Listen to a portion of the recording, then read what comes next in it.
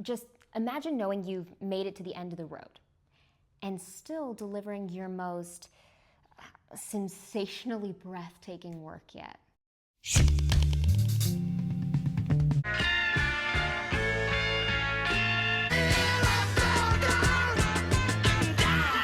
You know I believe in how back home, sleep pretty darling. That's Abbey Road. It's the Beatles' last word as a band. But what was it really like behind the scenes of their final masterpiece, right? Like, how did they go from falling apart to rising one last time to pure magic? So we are back in 1969. The Beatles have just emerged through the hectic chaos of the Get Back sessions, the shouting, the walkouts, the rooftop concert that felt like a defiant goodbye, when something unexpected happened. The Beatles miraculously regrouped, just for a twinkling speck of a moment. Now, we can't twist the facts here or go back and change history as much as some of us would like.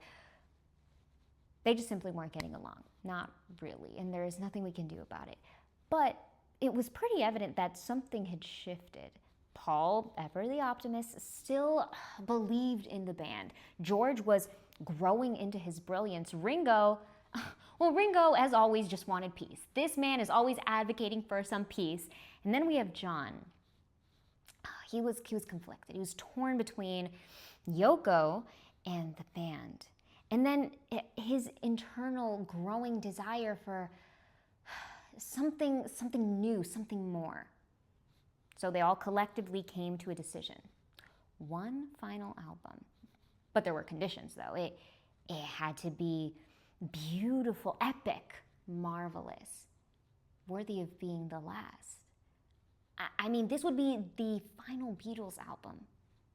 That has weight, that means something. I mean, it certainly still means something to this day. Paul called up George Martin, the genius producer behind their most polished sound, and he asked him, would you like to produce one last Beatles album, like the old days, with care, with structure, with everyone in the room? Martin said yes. He had one requirement, though. They had to treat it like professionals. No more bickering. That's not allowed. Leave that at the door. No more tension-fueled dishevelment. They all said yes, and they meant it. Sort of. The Abbey Road sessions began in the summer of 1969, and something surreal happened in the studio.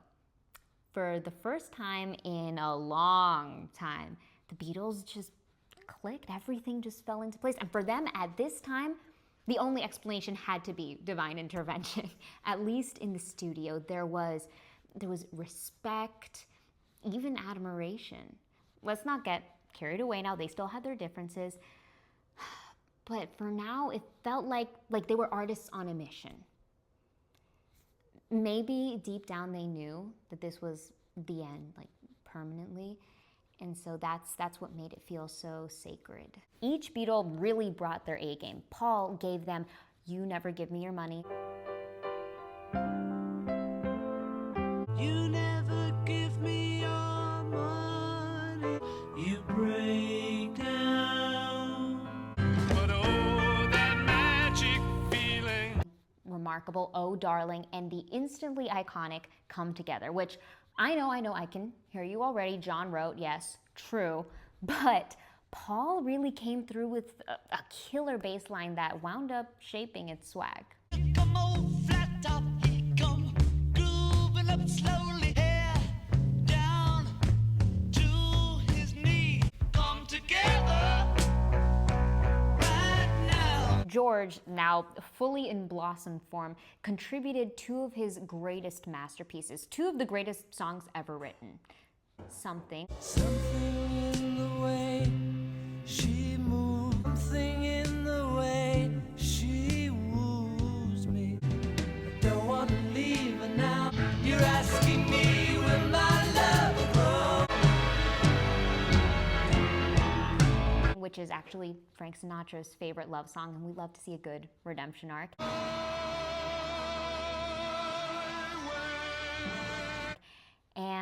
Here Comes the Sun, written on a rare English day when that whole roof of cloud situation actually parted. Here comes the sun, a long, cold, lonely winter. And I say, it's alright. Even Ringo absolutely shined with Octopus's Garden, his charming underwater daydream. And I just gotta say personally, this one has its hooks in me for some reason. Like, I'd like to be under the sea in an octopus's garden. it's just so satisfying. And John, he poured his mind into fragments, pieces of melody and thought that didn't quite fit anywhere else, but together formed the legendary medley on side B, a collage of musical ideas intertwined into brilliance. Also, because exists, and I'm just gonna leave that there because it speaks for itself. Because the world is round. Abbey Road wasn't just emotional, it was technically groundbreaking. It was the first Beatles album recorded on an 8-track machine. Jeff Emerick returned as engineer, bringing this slickness and clarity forward. They layered lush harmonies, orchestral flourishes, and cutting-edge synth sounds with stunning, immaculate precision. The result, a warm, dreamy world of sound that felt both nostalgic and futuristic simultaneously. It was like they were building a monument to themselves and to the infinite possibilities of all that music could become. And I have to reiterate, we can't misread the situation here. Things were still tense.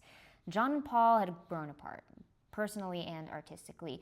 George wanted more recognition, and Ringo, he often felt like collateral damage, always caught in the crossfire.